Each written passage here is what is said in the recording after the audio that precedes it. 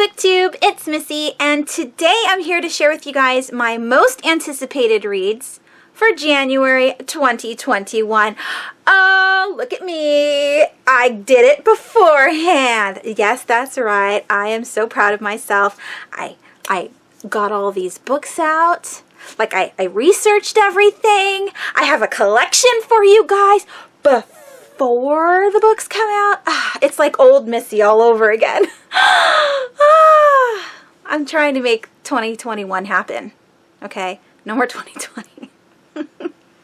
Anyways, this is the YA edition because I found 13 and I have like 25 adult, and not that I don't like YA anymore, because I absolutely still love YA, but there's just more interesting books in the adult section, and there's a lot of nonfiction that I want to talk about. So this is going to be in 2 parts, and let's start with the first one. So I'm going to move on over here, give you guys a whole bunch of room to see the titles, the covers, yada yada. Let's get started, shall we?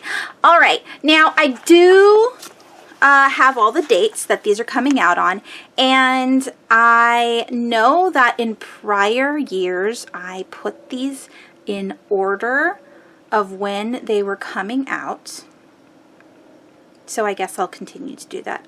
I was just going to be super lazy and just start naming things off, but I respect you guys more than that, and I will do my darndest to do better.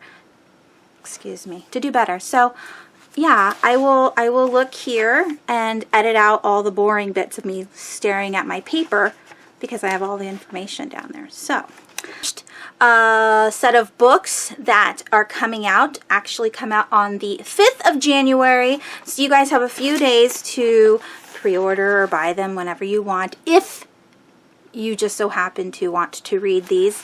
It's up to you, obviously. So the first one I want to talk about is When You Look Like Us by Pamela N.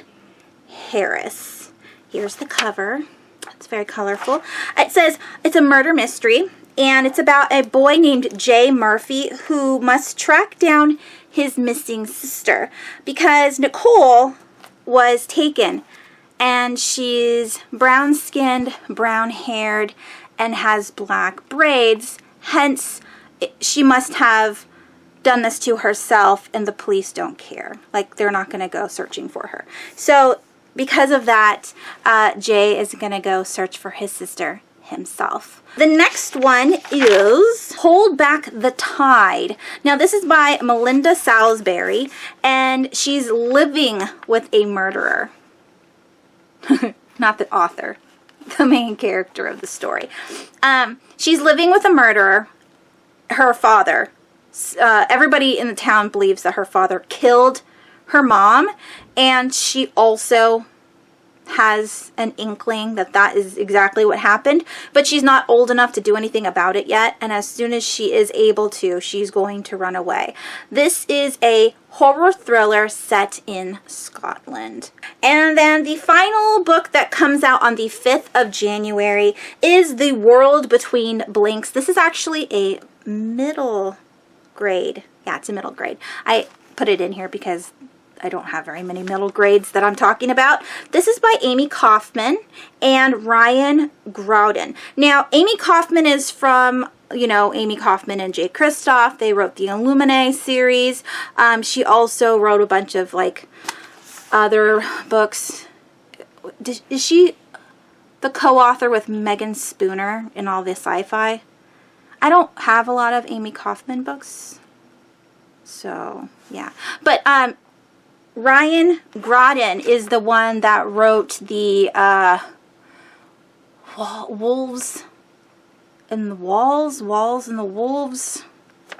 Here's a picture of what I'm talking about. City in the Walls, Walden City. Walden City? Something like that. Anywho, yeah, this book is about 2 cousins, Jake and Marisol, who love adventure, and their grandma, they call her Nana, she used to talk about lost things and like treasures and everything, and she's passed away, and both families have gotten together to spend the summer in her house after she's passed away. This is supposed to be like their last time meeting in the house. I think they're going to sell it. I don't know. That's the kind of synopsis was a little bit vague. But anyways, the grandma had a map that the kids follow, and it leads them, was it a lighthouse? It leads them somewhere, and when they go into this place where the map takes them, they end up in another world. I love when you go to another world. Not, well, yeah, like something similar to us is fine too. But this is a world where all lost things go, even people, which is very fun. And the kids are looking around, and they can't get lost, because if they get lost, they'll be stuck with the rest of the lost ones. Now, I have read something similar to this called Chimera. I got it from NetGalley like 5-6 years ago, and I read the first one. It was, I don't know if it's a duology or a trilogy. I read the first one and really liked it, but then the second one, I was losing interest and I didn't finish it. So I'm hoping this one's really good and it keeps my interest. I mean, this cover is super cute. All right, the next set of books are coming out on the 7th of January, and just one book comes out on the 7th, and that is Last One to Die. This is by Cynthia Murphy. I have never read her before, and it says young brunette women are dying in London, and there's a serial killer on the loose.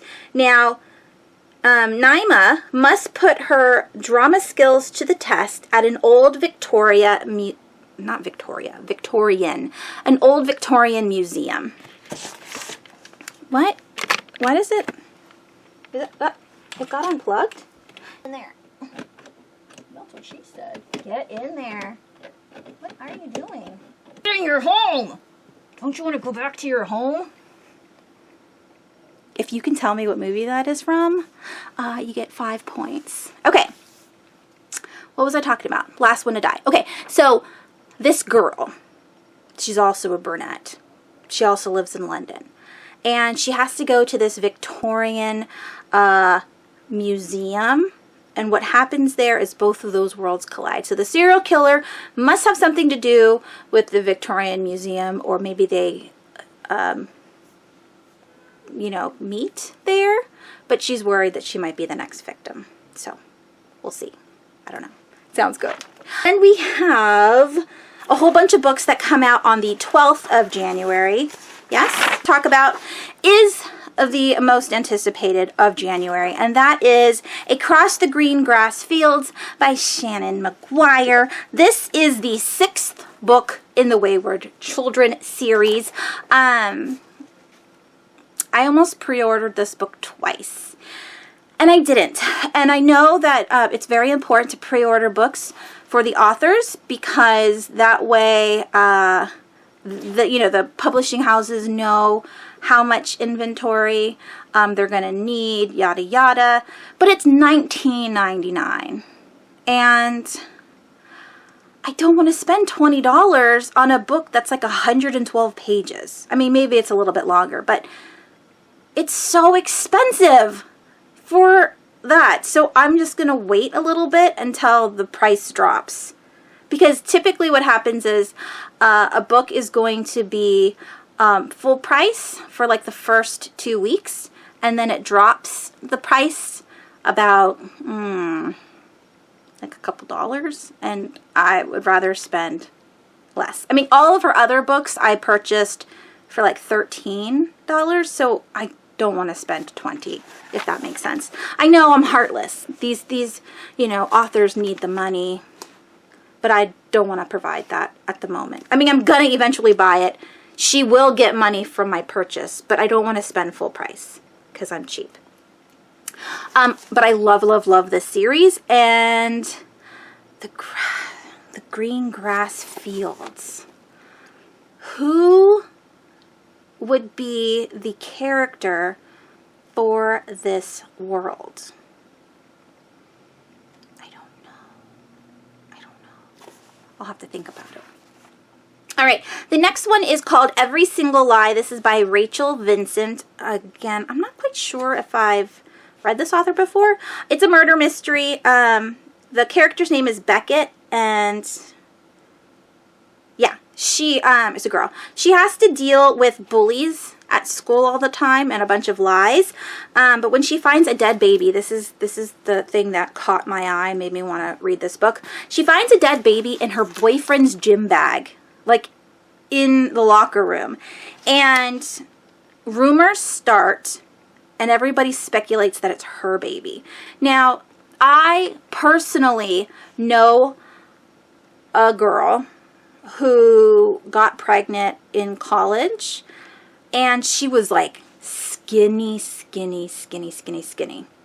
And she may have been a little bit malnutritioned because she was kind of poor. I mean, I also was poor, but somehow I packed on the pounds in college and she did not. So when she got pregnant, we were both pregnant at the same time. I was a whale, and she barely looked pregnant. So when I went to her baby shower, this is so off topic, but when I went to her baby shower, and you know how you have to take the string or the toilet paper, and you have to try to guess how long around, like how much around the pregnant belly is, and then whoever gets the closest when she puts it up to her belly and measures it gets a prize. Well, I was thinking of like a normal person, or like me, the whale. She barely showed, and she was like 8 months pregnant. So when I'm thinking about the rumors in this book, people are like, oh, she must have been the mom. Like, how do you just say you must be pregnant, right? I mean, she would have to have gotten very large in a very short amount of time, and it not be everywhere. Because majority of the time, pregnant women maybe get like, they get swollen in the face because water retention, but they only really get big like around their belly area. Their arms and legs don't get big. And so, did they see her getting big? Like, how can you say it's somebody else's baby if she wasn't? I don't know. But people are looking at her. The police are like, what's going on? I don't know what happens to the boyfriend. So I'm very, I'm very interested in this story to find out what happens. So again, that comes out on January 12th. The next one that comes out on the 12th is Tales from the Hinterland. Now, because it's readily available on my shelf, let me just pull it down really quick. You guys have seen this before, but this is The Night Country. This is book 2 of the Hazelwood by Melissa Albert. Not Alpert. Albert. And I cannot wait to read this book. But Tales from the Hinterland is 12 fairy tales in the world. Now, if you guys remember me talking about the Hazelwood and how my most favorite part of the book was the dark fairy tales. When it came back to our main character and her life, I was kind of like, but I really wanted to hear more about like the moon drinking. What was she doing? She wasn't drinking up souls, but the moon was watching her, and like, there's all these other dark fairy tales. So this one got me really excited because it's 12 dark fairy tales from that world, because that I'm totally into. So it's called 2.5. So it's like the novellas after this book. And who knows if there's going to be a third one. But that I'm looking forward to that one. And then we have So I actually have the book right here. I have a physical copy. This is it says May. So this is the ARC. I did get it a really long time ago, and then they said that it wasn't being released just yet, that it was going to be changed. And so, yeah, now I'm going to pick this up. This is a book about, let me just double check. It's about a girl with amnesia, which is my buzzword, amnesia.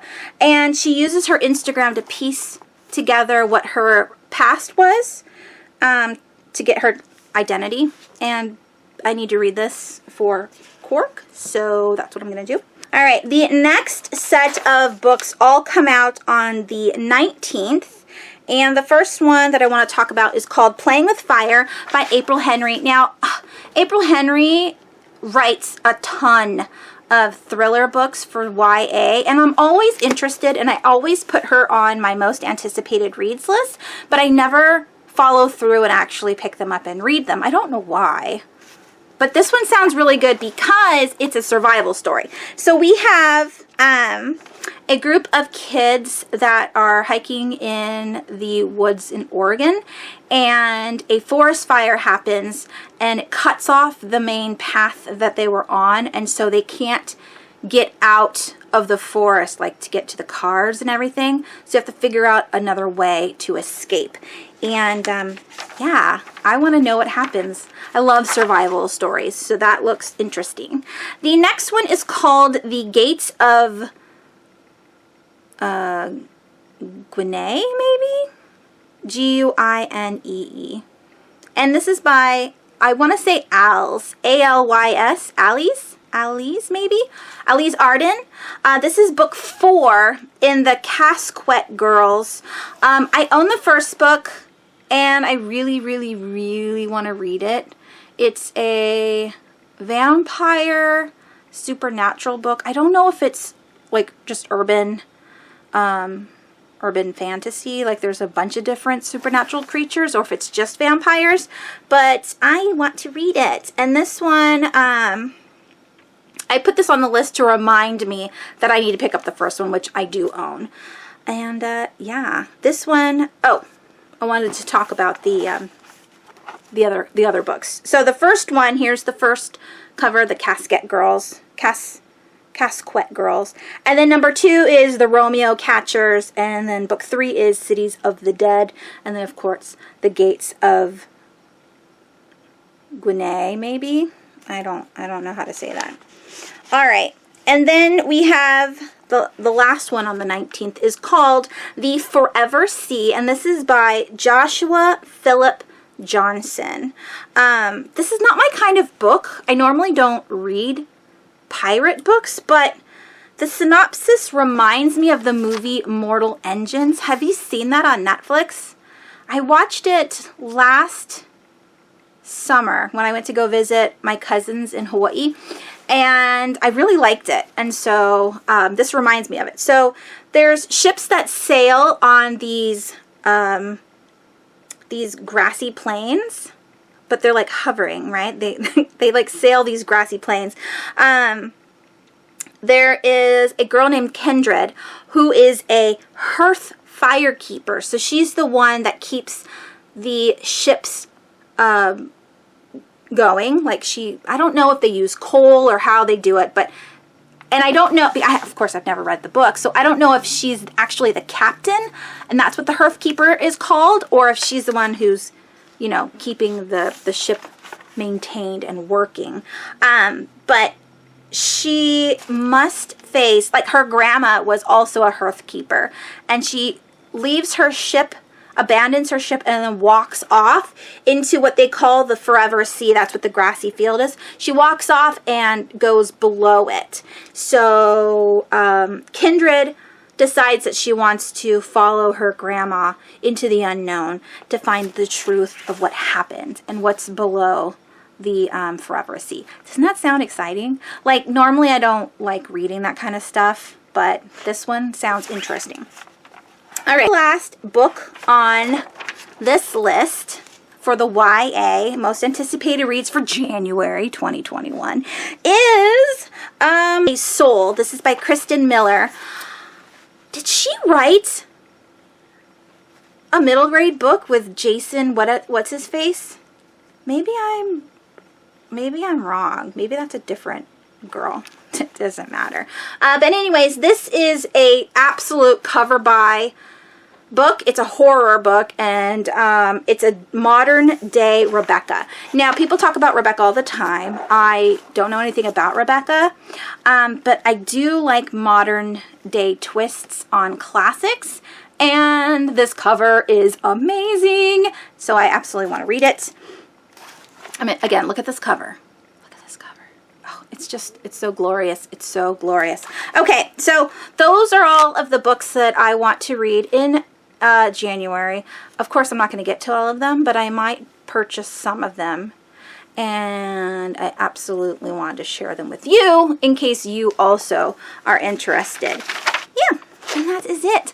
I hope you enjoyed that list. I hope you guys are doing well. Thank you for watching this video, and I will see you in the part 2, which is January adult books. All right, that's it. I'll talk to you guys later. Thank you so much for watching.